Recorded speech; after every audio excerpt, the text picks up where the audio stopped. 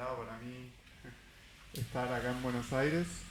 Más inesperado, bueno, estar en este lugar tan hermoso que la última vez que vine, hace muy poquito, estaba en obra.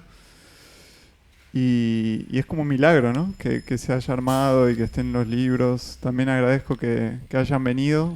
Sé que fue una semana intensa y que hubo muchos eventos y mucha amistad. Y bueno, estoy especialmente feliz de que esté CC acompañándome. CC, además de un gran amigo, es un poeta, un performer, un artista, un periodista, un escritor, un bailarín. Bueno, él dice que hace de todo menos ver.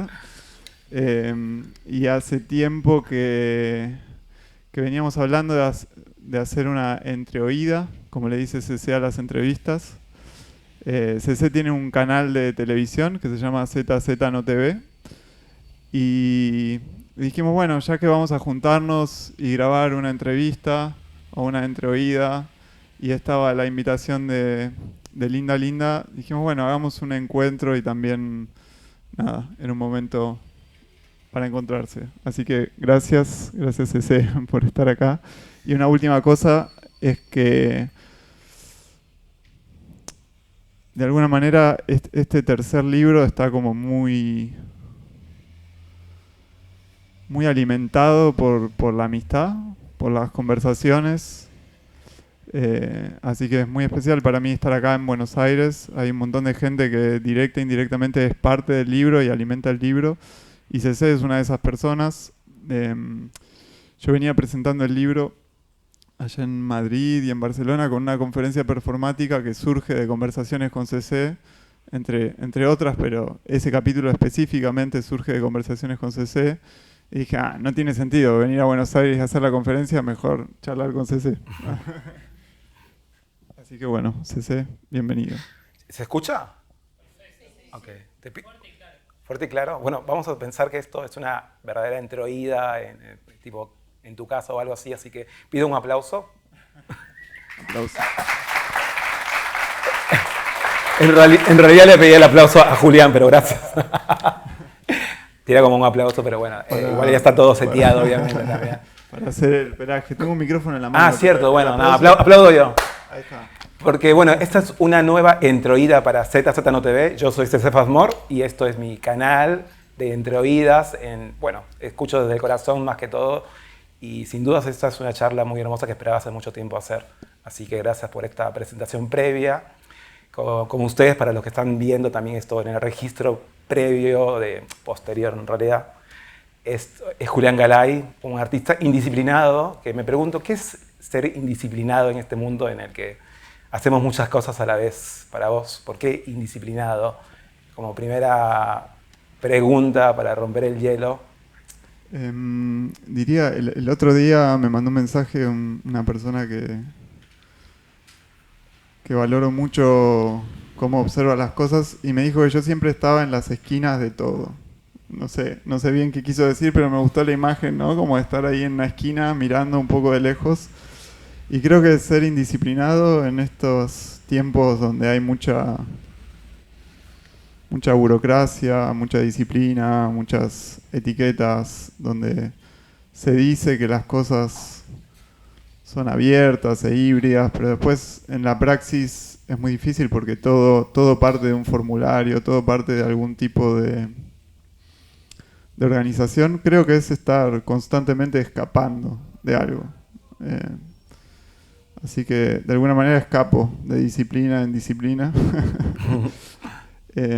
Intento como, no sé, yo siento que lo que hago es un cuerpo de obra más que una obra específica, es como un conjunto y es como si lo estuviera iluminando con una linterna o si lo estuviera escuchando desde distintos puntos de escucha, ¿no? Como si cada disciplina me permitiera ver un pedacito más de ese ente extraño que es como esa especie de constelación de obras. La respuesta fácil sería que hago libros, películas, instalaciones, música y eso. Es muy difícil, ¿no? Como todo el tiempo estar como centrándose en algo cuando uno tiene la mente muy dispersa, y se nota mucho en el libro de las sombras y en el previo, y en todo lo que también compartís en todo este mundo, ¿no? de las redes sociales, que bueno, ¿no?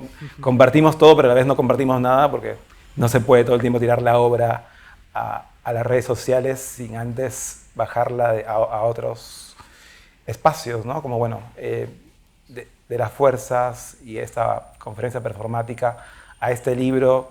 ¿Cómo fuiste ahí trabajando en el medio, tus tiempos entre Berlín y Buenos Aires? ¿Cómo te vas ahí adaptando con tus tiempos a estos tiempos que son todos ajetreados? ¿Cómo haces como para no frenar y a la vez estar ahí activo?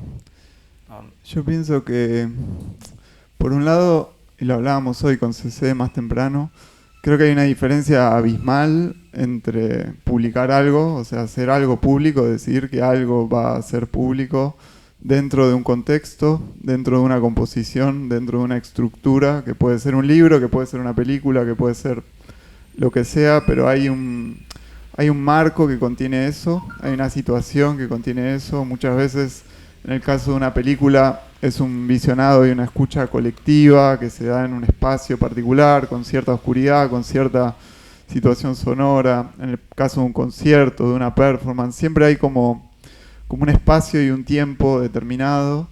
Y en el caso del libro también hay como para mí, hay una diferencia abismal entre publicar algo en un libro y publicar algo en una red social. Yo personalmente nunca pondría en una red social, ni siquiera en un blog, es algo personal que tengo, pero yo siento que hay algo que tiene que ver con la forma y con la composición, y que ciertas cosas están en relación a otras y están en un momento específico, y hay cosas que para mí solo pueden ser leídas en ese contexto, o solo me interesa que estén expuestas en ese contexto.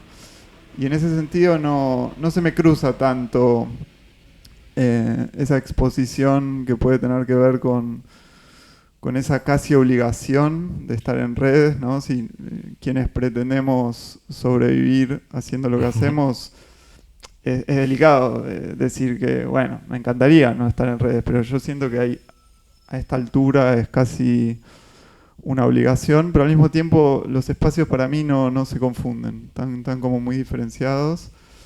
Y el tema del hacer constantemente no es una decisión, digamos, ¿no? Creo que tiene que ver con una suerte de obsesión, y también tiene que ver con una vez que se establecen vínculos y diálogos con muchos amigues y colegas y cómplices. Bueno, es una forma de seguir con esa conversación, digamos, ¿no? Claro. Entonces, no está tanto el eje puesto en producir algo o que salga algo o seguir con cierta lógica, sí, de consumo, de producción, sino que es más la fascinación de estar compartiendo, estudiando, investigando ciertas cosas. Y bueno, eso se va condensando y de alguna manera hay como un proceso de filtrado y eso se transforma en algo que después sale, pero en sí mismo me parece que lo más interesante es el proceso de estar teniendo una excusa para, por ejemplo, conversar nosotros sobre cómo usas la AI para escuchar cuadros de Gauguin o de Degas. Bueno, ya la gente seguramente leerá el libro, sobre todo ese capítulo de las aguas mentales, que a mí te agradezco que me hayas abierto ahí al mundo también de esta performance, ¿no? Hablando de performance, si esto es una performance, vamos a hacerlo más performático.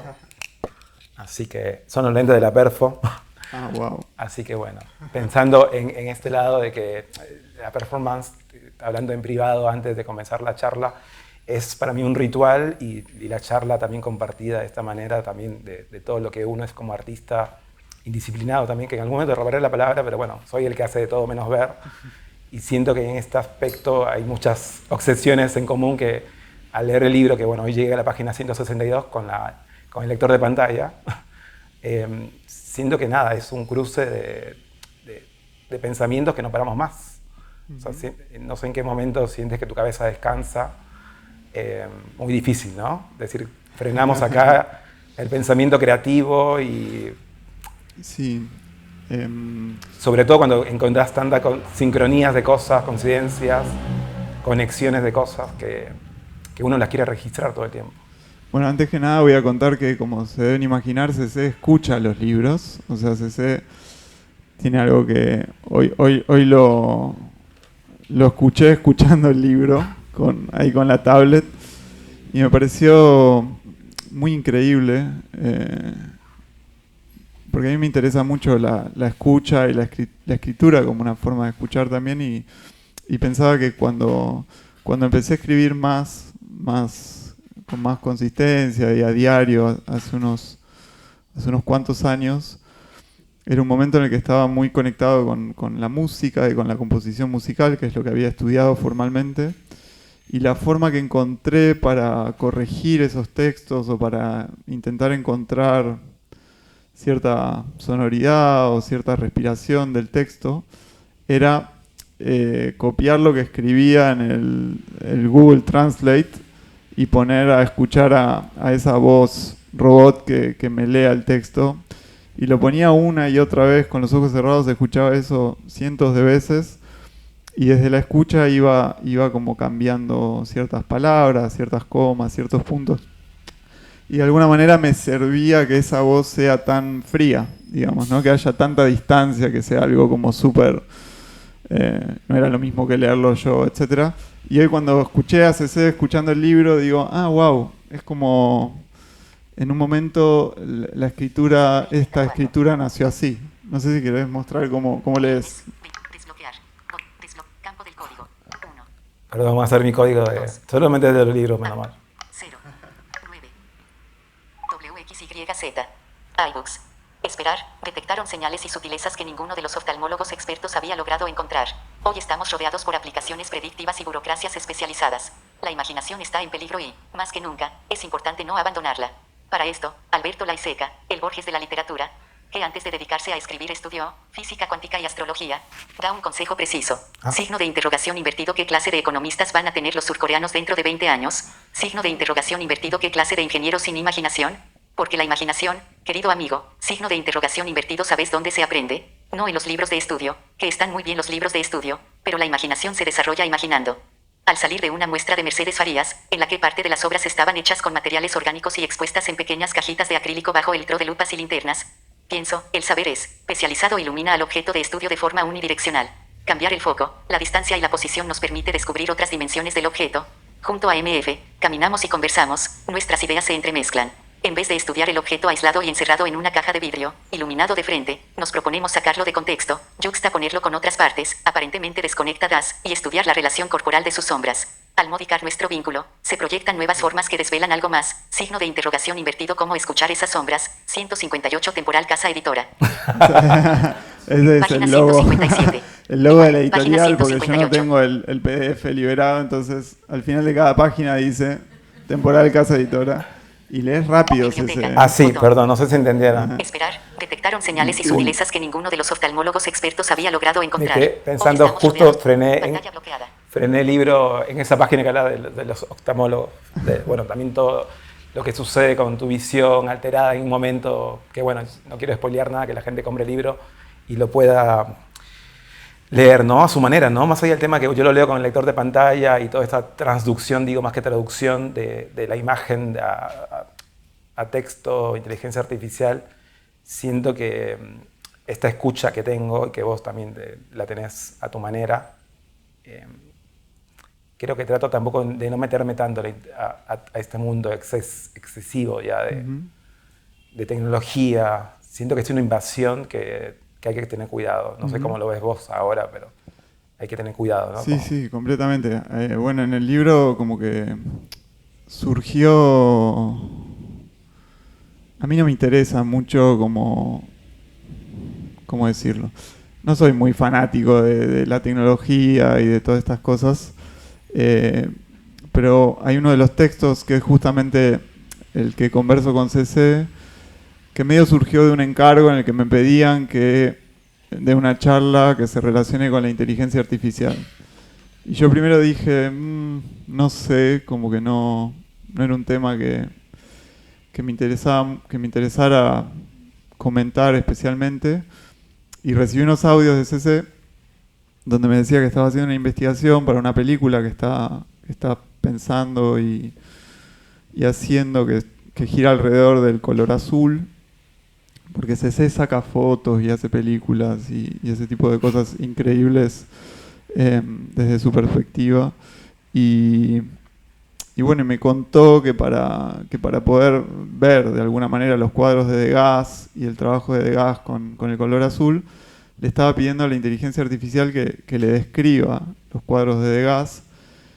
Y a mí me pareció increíble imaginarme a CC escuchando cuadros de Degas. Como que esa imagen me pareció increíble. Y dije, bueno, sí, ahí dije que sí a hacer esta charla, que no es sobre la inteligencia artificial, pero que de alguna manera tenía que decir algo al respecto. Y ahí me puse a estudiar sobre la AI. Y bueno, cualquier cosa que uno estudie se vuelve fascinante. Pero es bastante terrorífico lo que pasa con la AI. No voy a profundizar ahora porque no tiene nada que ver, pero solo les voy a contar algo que a mí me resultó muy choqueante. Este libro tiene mucho que ver con el inconsciente, con lo que no se puede decir, con lo que no se puede escuchar, con lo que no se puede ver. Y trabaja un poco, bueno, sobre los sueños, entre otras cosas, desde un lugar para nada freudiano. Investigando lo de la AI, llegué a un lugar donde explicaban cómo hace la AI para filtrar el contenido censurable. O sea, por qué si una persona está dialogando con cualquiera de las AI no empieza a aparecer material pornográfico o pedófilo o violento, porque en realidad es un motor de búsqueda que toma todo lo que está en Internet, y Internet ya saben que es el cielo y el infierno, ¿no? Todo junto. Y bueno, la cuestión es que hay trabajadores muy mal pagos que trabajan más de 12 horas por día exclusivamente en África, que lo que tienen que hacer es leer, escuchar y ver todo el material que la AI produce con unos prompts que generan, están preparados para generar las imágenes más terroríficas que se puedan generar, la mayor cantidad de pedofilia que se pueda generar, la mayor cantidad de violencia de lenguaje. Y hay personas que tienen que leer, ver, escuchar eso y filtrarlo, ¿no? Entonces está esta idea como medio mágica, como que la AI funciona en el aire y que bueno, ya sabemos que no es así y que consume una cantidad de energía demencial. Pero además hay una idea como si todo fuera mágico. Y en realidad hay personas detrás de eso. Y estas personas pierden la capacidad del habla, del shock, se alejan de sus familias.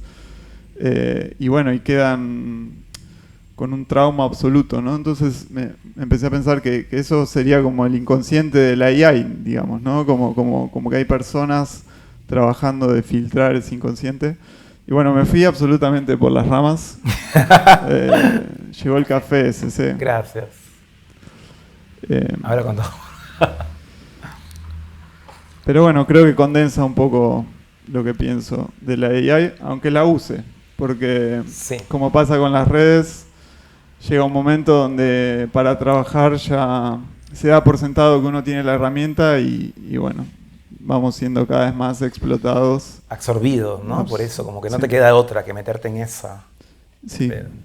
Pero bueno, hay que tener mucho cuidado. Creo que, bueno, acá hace un rato Seba Sansotera habló de la inteligencia artesanal y lo que uno también tiene ganas también de seguir siendo, ¿no? Bueno, hablaste justamente en este capítulo del libro que estoy leyendo de la imaginación, hay que hacerla crecer, y creo que la inteligencia artificial, depende cómo la uses, no te desarrolla eso. Lo mismo que la tecnología en exceso, no sé, yo salgo por Buenos Aires y trato de tener en mi cabeza el mapa y no usar Google Maps porque la gente está muy perdida. Salgo del subte, le digo, sé para dónde ir y la gente me quiere llevar para el otro lado. Pero bueno, es parte también de la falta de concentración que está pasando ahora, y lo vemos en los niños que están creciendo ahora con toda la tecnología desde muy pequeñitos y no están pudiendo activar el cerebro de la forma normal. Creo que hemos crecido, vos y yo, siendo en algún punto en común en la magia de esta sincronía, de las búsquedas, de la imaginación. También son los contextos en los que nos hemos movido seguramente también, ¿no? Bueno, eso está muy presente en Los Cruces, ¿no? Que es esta película que viniste a presentar a Buenos Aires, exactamente al Festival al DOC Buenos Aires, ¿no? Esto fue la semana pasada, ¿no? Los Cruces, que no sé si quieres contar a grandes rasgos de qué va esta película, que es tu primer largometraje, ¿verdad? Así es. Bueno, Los Cruces es una especie de documental experimental. Tenemos acá gran parte del equipo, está Flor y Joa, grandes productores y parte fundamental del proceso. Es una película que venimos trabajando junto al colectivo Antes Muertos Cine hace unos 7 años, o sea, un largo proceso. Y siempre me cuesta, para ser sincero, decir sobre qué es la película, porque es una película extraña. Pero venimos diciendo que es una película sobre la relación entre los sueños, los animales y la escucha, muy, muy atravesada por la ciencia y por cómo nos relacionamos con el lenguaje, así como animales. De alguna manera esa es la mejor síntesis que encontré en todos estos años. Yo quiero hacerte a vos una pregunta, porque Cecé fue a escuchar la película y me da mucha curiosidad. ¿Qué escuchaste? Nada que no hayas escuchado vos, porque también estás atento con la escucha. Bueno, sos artista sonoro y trabajás mucho el montaje sonoro. Obviamente que en este proyecto laburaste con Manuel Embalse, pero siento que hay algo ahí de tu atención a los sentidos restantes, más allá de la visión o de lo visual, que fuiste como muy... Bueno, no tiene diálogos más que los de las entrevistas a los científicos que estuvieron presentes, ¿no? Y obviamente también ahí vos contando un poco, pero bueno, hubo para mí un relato muy de lo que yo hago, que trato de no pensar en la audiodescripción que te tira Netflix, sino trato de vivir el sonido de una película armando mi propia película, ¿no? Obviamente, porque no está... Obviamente que a veces en ese aspecto cuento a veces con amistades que me van describiendo, en este caso fue Lynn Mars, una amiga también del mundo del cine francesa que me estuvo describiendo algunas cosas básicas. Traté de que no sea tan excesivo, sobre todo porque en medio de la sala de cine la gente dirá gente cuchillando y por ahí no se entiende qué pasa, ¿no? Como incomodar al otro tampoco es mi deseo. Yo cuando me di cuenta que alguien te estaba... La película tiene subtítulos silentes, porque es como, bueno, está escrito. Y cuando me di cuenta que alguien te estaba susurrando los subtítulos, sentí como mucho alivio y mucha ternura. Sí. Así que está bueno. Pero también hasta cierto punto, ¿no? Yo para mí trato de no meterme en el mundo de exceso de sobreinformación, porque se pierde la magia de lo que es el cine verdaderamente. Yo creo que cada quien vive el cine de muchas maneras y yo viendo fue una cosa de niño y no viendo es otra cosa de grande, que también sigo siendo ese niño, de lo que está interesado del cine. Y ahora interesado del sonido, siento que Los Cruces puedes cerrar los ojos y sentirla también, o sea, de una forma muy natural. Sobre todo por el tema de los animales, es como la naturaleza misma en la pantalla y sobre todo, bueno, en una sala de cine se percibe de otra manera que verla en tu casa, ¿no? O con el teléfono, con los auriculares. Te envuelve de otra manera. Y también todo el ritual de estar compartiendo con gente alrededor, cada quien percibiendo su manera, es, creo que, único. Nada, siento que más allá de la percepción que te puedo dar de Los Cruces, sintiéndolas ciegas, para mí es como cada quien tiene que hacer su propio ejercicio de escucha, más allá de lo visual. Hay una parte que hablas de lo que miras, también te mira. Y en este caso yo dije, lo que escuchas también te escucha, porque estamos ahí. En realidad percibimos todo lo mismo, pero no hacemos ese ejercicio de percibir con los demás sentidos. Debo decir ahí que lo que yo había escrito decía, todo lo que miramos nos mira, Claro. todo lo que escuchamos nos escucha. Y Manuel Embalse, montajista de la película, recomendó sintetizar un poco, porque yo me paso con los textos.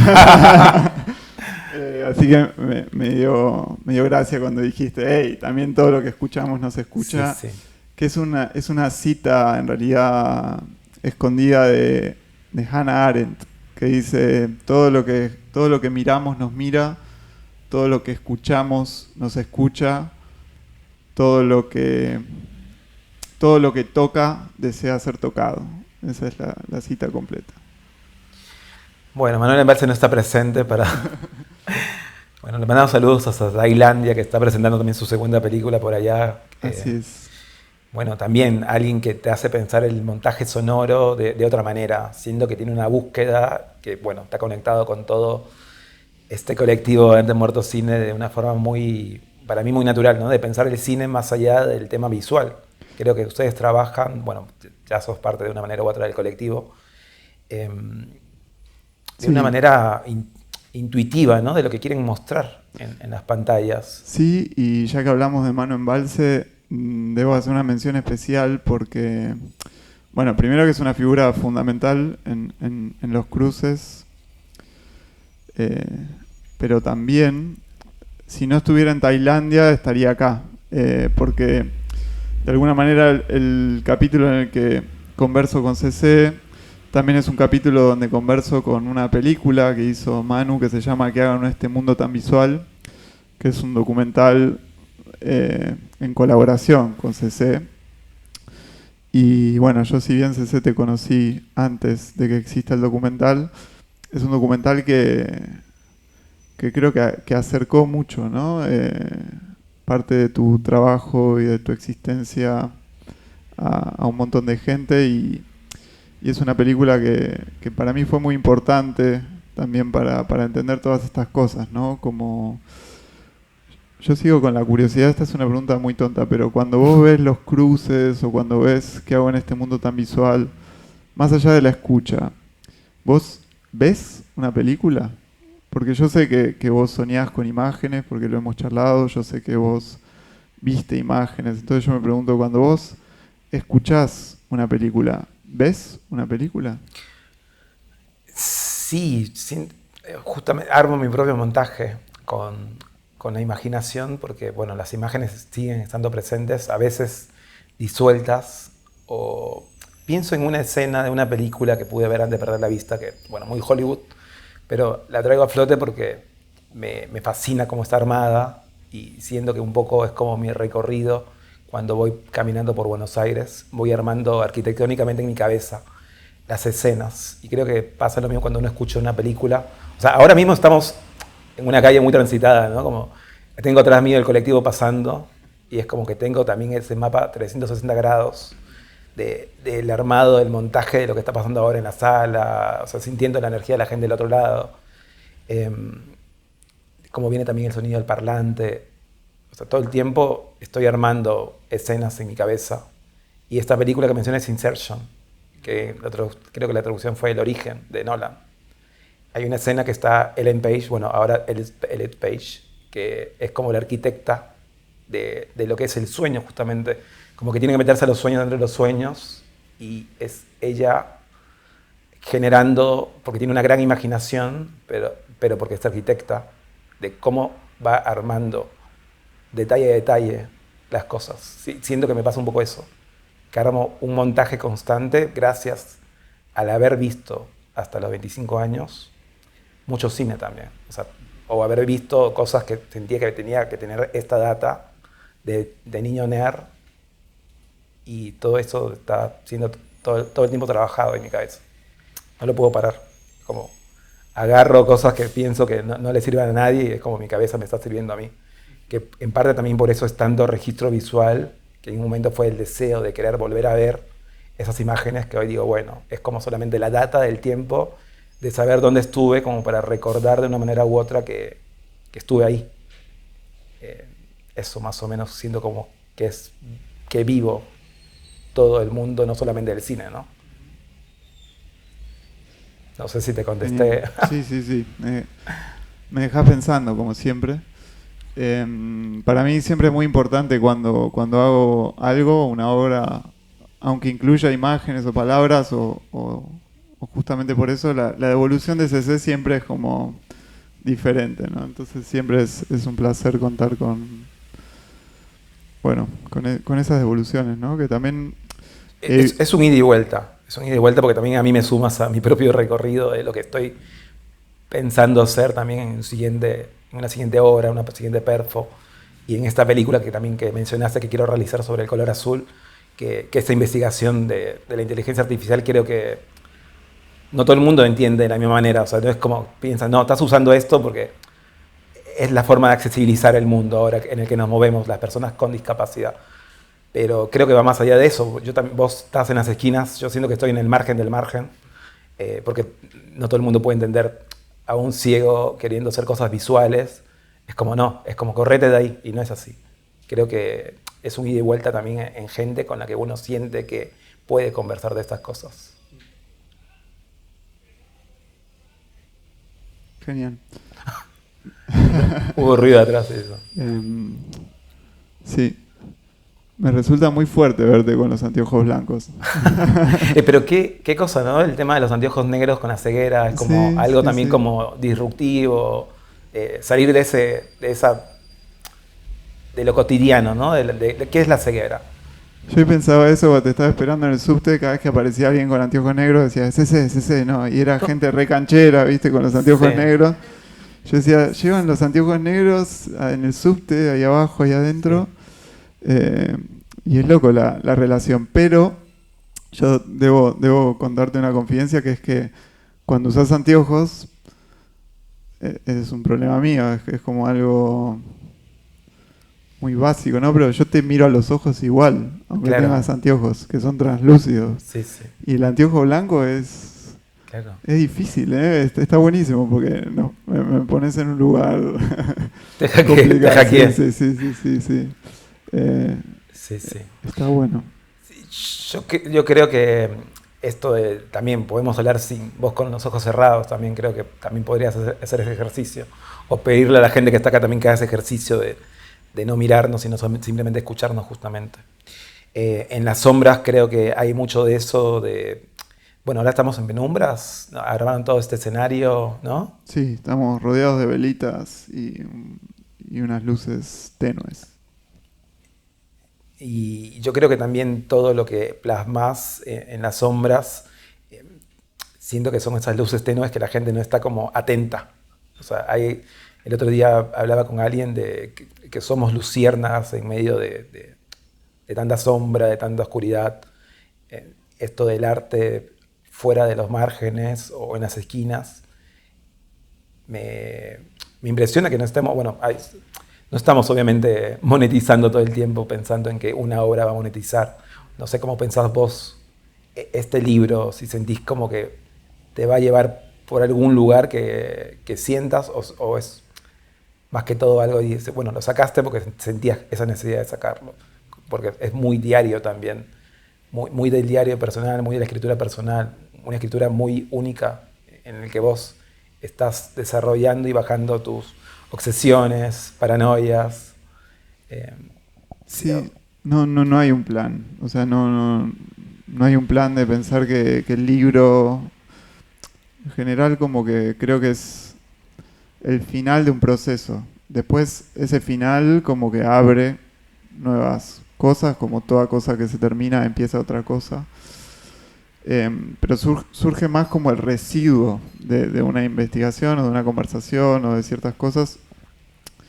Yo con este libro tenía bastante dudas de si tenía algún sentido publicarlo, si le iba a interesar a alguien.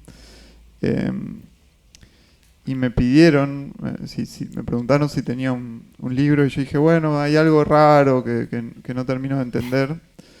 En una versión mucho más cruda y yo dije, bueno, a ver qué les parece, se lo mandé a algunas personas y empecé a recibí como una crítica, o sea, era algo negativo de alguna manera, que era algo así como que, bueno, como que la voz del autor estaba medio disuelta y no estaba tan clara y que no era tan amable con el lector y la explicación de eso era como que el libro se abría mucho en diálogos con amistades y en citar otras cosas y que en vez de trabajar con sueños propios, por ejemplo, trabajaba con sueños de artistas, de amigos, de familia y muchas citas. Y a mí ahí me empezó a interesar. O sea, cuando recibí esa crítica dije, eso me interesa, digamos, ¿no? Como, Ahora sí lo publico.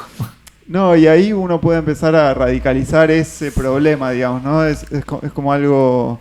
Yo a veces el uso que hago un poquito del ChatGPT tiene que ver con eso. Yo le pregunto a veces si me trabo con algo, le pregunto qué le parece que debería hacer y pruebo a hacer lo contrario, digamos, ¿no? Porque el ChatGPT es como la condensación del cliché, del cliché, del cliché, digamos, ¿no? O sea, lo que te devuelve ChatGPT es el cliché. Es como, bueno, deberías hacer esto. Pero a veces es una buena forma de detectar problemas, ¿no? Es como, bueno, quizás hay un problema ahí y es que no se llevó a fondo eso. Y acá sentí algo así como, bueno, si hay como una constelación de conversaciones y de escuchas de conversaciones, quizás se podía llevar más a fondo eso, digamos, ¿no? Quizás se podía potenciar eso, pero hay algo del deseo de resolver un problema, es como un juego, no estoy especulando con qué va a pasar con eso y tampoco estoy especulando con si a alguien le va a gustar o no. Sí, es simplemente resolver ese problema, ¿no? Es como...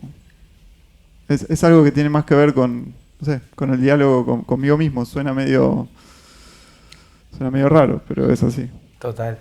Bueno, hablando de diálogos, también cómo sientes que convive de las fuerzas a las sombras, dialogan esas obras, cómo sientes también el paso del tiempo. ¿Cuándo fue publicado Las Fuerzas? Las Fuerzas se publicó en el 2022. Sí. De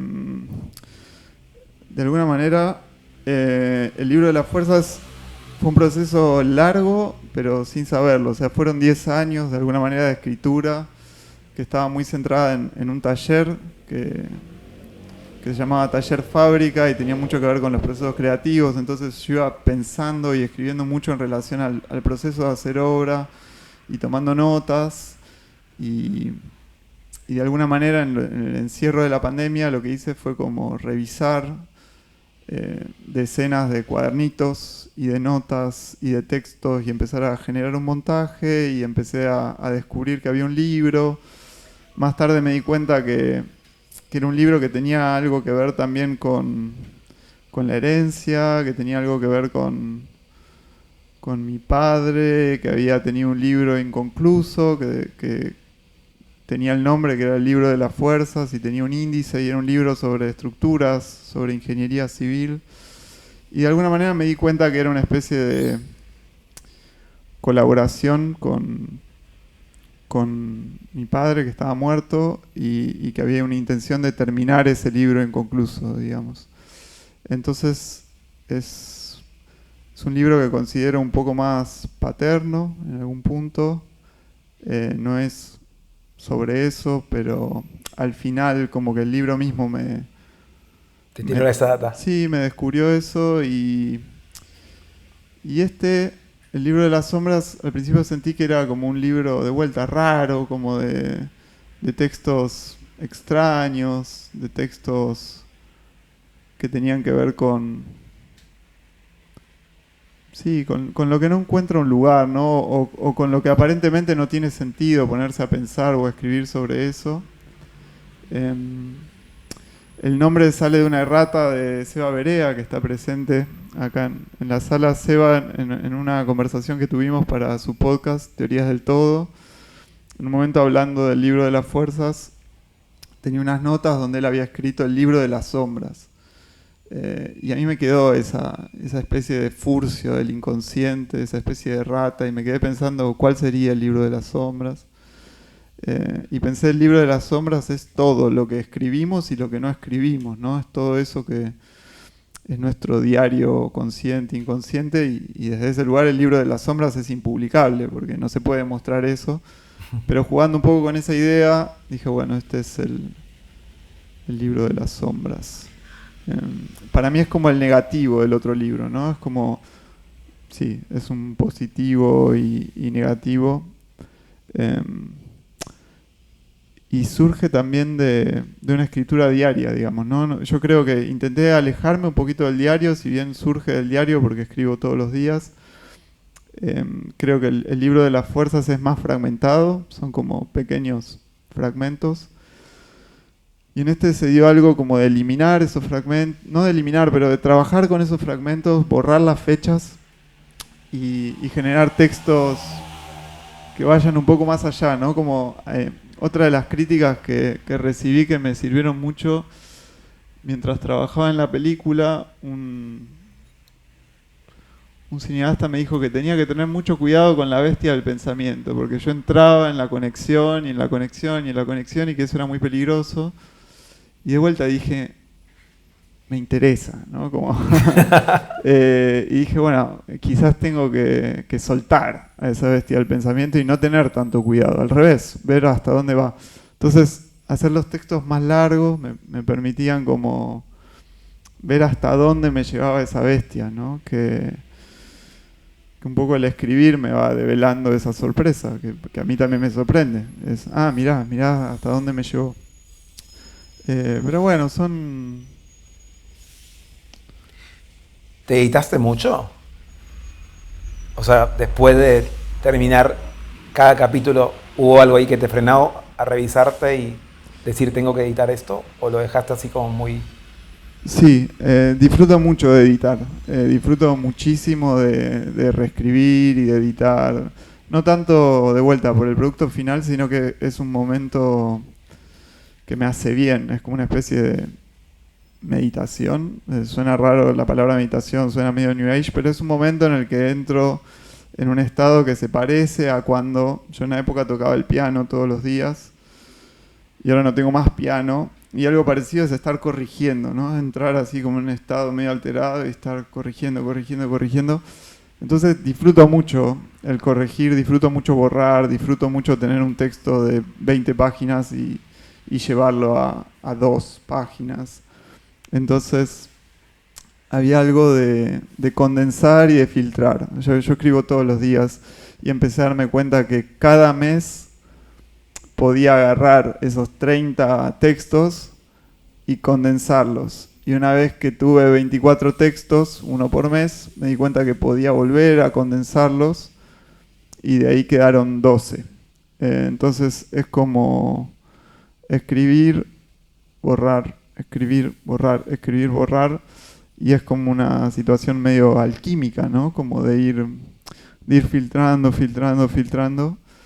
hasta que queda algo que bueno, que ya siento que mejor no seguir tocando, porque a partir de ahí ya siento que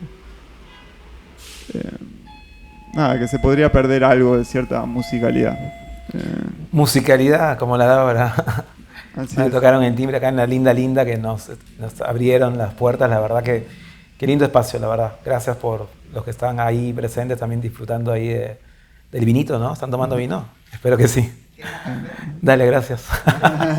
Sí. Bueno, acá te cambio mi café. ¿Seguro? Sí. ¿Puedes ver tus secretos? Yo ya no puedo tomar café hasta ahora. Es mi droga. Bueno, ahora contamos por qué también tomas café. A mí me da un poco de vergüenza, la verdad, estar hablando tanto así frente a toda la gente. Sí, me da vergüenza. Por ahí podemos hablar un ratito más y después lo abrimos. Sí, ahora ¿no? sí. Sí, también estaría bueno más, abrir aquí también a las personas que tengan ganas de preguntarte algo a vos. Bueno, no sé si a mí, pero bueno. Sí. Siento que más que todo a vos. Por el libro de las sombras, que bueno. Estoy tomando mucho café, para mí es mi droga. Tengo el cortisol bajo, así que me sirve el café para levantar todo el tiempo. Ya Julián me conoce de varios años de esta conexión con Antes Muerto Cine y que hago en este modo tan visual. Que bueno, nada, he tenido ahí casos en los que mi cuerpo pide, ¿no? Reanimarme. Así que bueno, nada, también como poder de concentración, que el otro día que fue el estreno de Los Cruces, previamente estuvimos viendo Amor Descartable de Azul Eisenberg, y éramos como muy poco tiempo entre una película y otra, y digo, bajé a buscar café, así para poder estar atento y lúcido, ¿no? Para la escucha de tu película. Que se requiere tener los sentidos despiertos, no solamente el visual, ¿no? Que sigo atento con el mundo visual porque, vuelvo a esto, se me sigue generando imágenes en la cabeza. Y bueno, en todo esto que contabas de las sombras, el libro, detalles de cosas que está bueno también entre tu mundo, entre Buenos Aires y Berlín. Yo no sé si se te cruzan. Yo tengo muchos sueños en los que mezclo Lima con Buenos Aires. Yo soy de Lima, Perú, para los que no sepan. Y entonces todo el tiempo tengo cruces locos porque en Lima está el transporte público, que es el mototaxi, que es una moto que transporta gente con una especie de... Creo que es muy asiático eso. Y he tenido, no sé, por la avenida Córdoba llevándome mototaxi al subte, cosas así. O el 140 sobre la vía expresa, que es como el metrobús de Lima. No sé si vos tenés esos cruces imaginarios en los sueños de la geografía de Berlín con la geografía de Buenos Aires. Sí. Sí, sin duda se cruzan en el inconsciente de Berlín y Buenos Aires. Al mismo tiempo yo siento que en Berlín, siento que la intuición a quedarme fue porque sentí que era una ciudad que unía Bariloche y Buenos Aires, que eran dos ciudades antagónicas en las que me crié, y si bien suena raro pensar que Berlín es la suma entre Buenos Aires y Bariloche, había algo entre los bosques, los lagos, esa ciudad súper urbana, que bueno, sí, se van apilando las ciudades, ¿no? En el inconsciente y van generando como una especie de gran ciudad imaginaria. Irme a Berlín generó que empiece a hacer libros y películas, o sea, que empiece a publicarlos, porque por ahí ya llevaba más de una década de escribir o de filmar, de hacer cosas, pero la distancia con Buenos Aires me hizo, estamos ahí acompañados por... Sí. Eso significa que están llegando más amigos. Así que bueno, sí, se juntan de alguna manera las ciudades en el sueño, pero también en la vigilia, ¿no? Porque cuando uno camina, de golpe ves un objeto o una esquina y eso te retrotrae a una esquina donde de golpe un barrio de Berlín te hace acordar a Boedo y se dan esas cosas curiosas entre la memoria y la percepción, ¿no? Donde un espacio se superpone literalmente con otro espacio.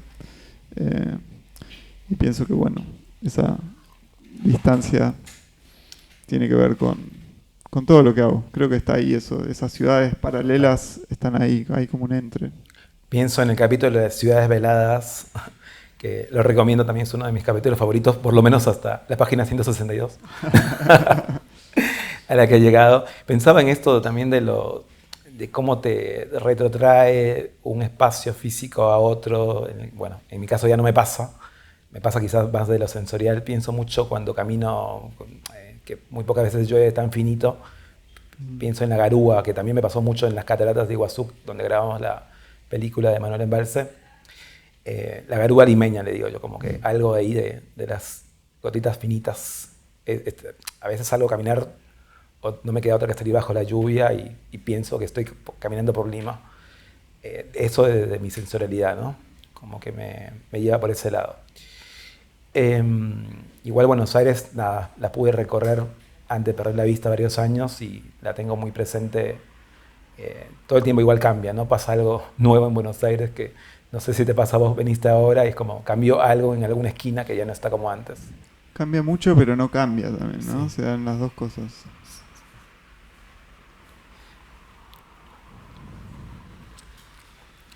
Bueno, ¿quieres leer una página específica que es la 87, que es el año de mi nacimiento, que siento que hay, creo que, no sé si es lo mismo que el PDF, pero hay algo ahí que creo que una partecita que me llamó la atención, creo. O quizás estoy flasheando, no sé. Ya veremos. A ver, 87. Bueno, empieza con una cita. Leo ahí Libromancia, azar, ¿dónde queda? O... A ver. Bueno, esto tiene que ver con una conversación con otro amigo que se llama Manu Rodríguez.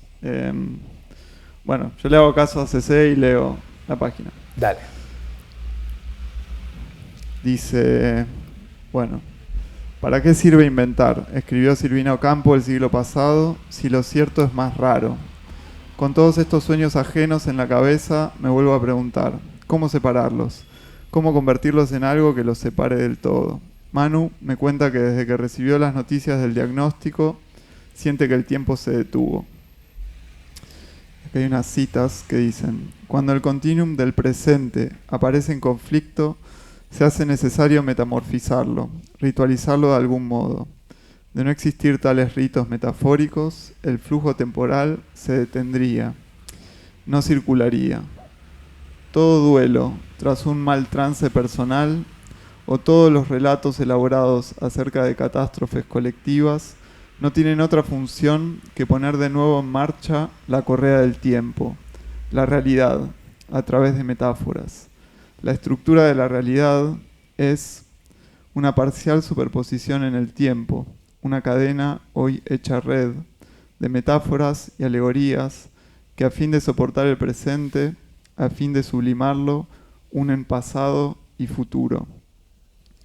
El mensaje de Manu me hace volver sobre algunas marcas que hice sobre el libro de Fernández Mayo, y durante un instante, como si fuera un sueño olvidado, aparece una imagen aislada. Es un aforismo de Elías Canetti que leí en el pasado y que el presente resignifica. Cita: notamos algunas cosas solo porque no están conectadas a nada. Cierra cita. Quizás una forma de separar estos sueños del resto sea encontrarles un título, como el título de una obra que es, al mismo tiempo, la propia obra. Me veo tentado a nombrar 3 sueños ajenos y pienso que este texto también debería tener un título. Arrancar estas páginas de la intimidad del diario, borrar las fechas, para emanciparlo del libro de las sombras. Ese libro secreto que todos escribimos, y ahí termina la página. ¿Querés leer la de tu nacimiento, del 88? No sé si es continuo eso. Es continuo. Sí. Bueno, dice, sabe todo ese, sabe mi cumpleaños, sabe... Tiene una memoria alucinante. Bueno, decía, ese libro secreto que todos escribimos todo el tiempo en nuestra imaginación, y mostrar así solo un fragmento, el detalle de una piedra, la evidencia de que justo ahí alguna vez sucedió un terremoto. Y sucedió un terremoto, 6.6. Siento que estas 2 páginas sincretizaron el libro. O sea, hay algo ahí de eso, y también de que hablas de ritualizar cosas, el duelo y todas esas cosas que estos días, digo, esto me llegó por algo ahora, y te agradezco mucho también esa apertura de compartir las sombras, que son las sombras de todos, solo que a veces no entramos en esa penumbra por miedo a que nos atrape y no podamos salir de ahí. Yo creo que esas paranoias, obsesiones, con tu libro de las sombras, quizás a alguno le va a hacer resonancia, quizás a otros no, como a esos editores o críticos que te tiraron data que por ahí vos las llevaste por otro lado. Así que creo que está bueno ir en contra de la corriente. Y bueno, espero que existan más libros como este, que abre también ese imaginario de los diarios y los sueños compartidos. Así será, y no nos queda otra, es ir en contra de la corriente. Sí, sí. No es una elección. Sobre todo cuando hacemos tantas cosas a la vez, ¿no? Como que hay que estar ahí en esa dispersión, sí, creando múltiples canales. Bueno, nada, hermoso. ¿Vos querés leer algún texto, alguna cosa del libro que digas compartir antes o algo? No, yo solo, si alguien quiere preguntarle algo a CC o decirle algo a CC, O a podemos Julián, no, a Julián. Yo siento que que ya es demasiado, y que nada, también podemos romper esta cuarta pared y estar acá charlando y conversando, tomar vino y bueno, aprovechar que estamos en un mismo espacio y tiempo, ¿no? Para Sí. romper un poco así la formalidad que... Vivir el presente. Sí, así es. Bueno, ¿Salimos de las sombras o alguien quiere hacer preguntas? Pasamos. Vos que me estás mirando.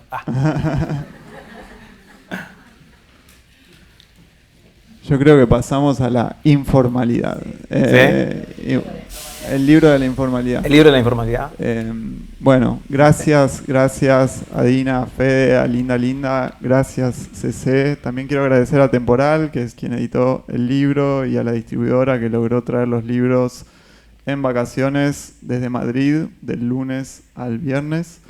Y gracias a todas, todos, todes por venir y estar acá. Y bueno. Gracias. Quiero cerrar porque esto es un registro para ZZ No TV, mi canal de Entre Oídas. Espero que puedan ahí encontrar, bueno, a vos en las redes sociales como @JulianGalay y bueno, a mí como @ccace en la forma personal, pero bueno,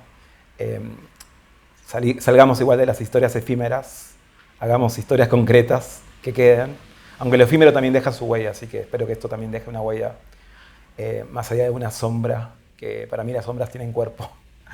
Así que gracias, Julián, por invitarme a compartir con vos. Y no sé, hay unas cosas en el medio, ¿no? Quemamos todo. Sí, hay fuego, hay fuego. Siempre hay fuego, siempre hay fuego. Así que bueno, tiraba todo, Carlos. Bueno. Perdón. Bueno, gracias. Gracias. Ahí compartimos. Gracias. Recomiendo mucho seguir a CC y todas las increíbles obras que hace. Gracias.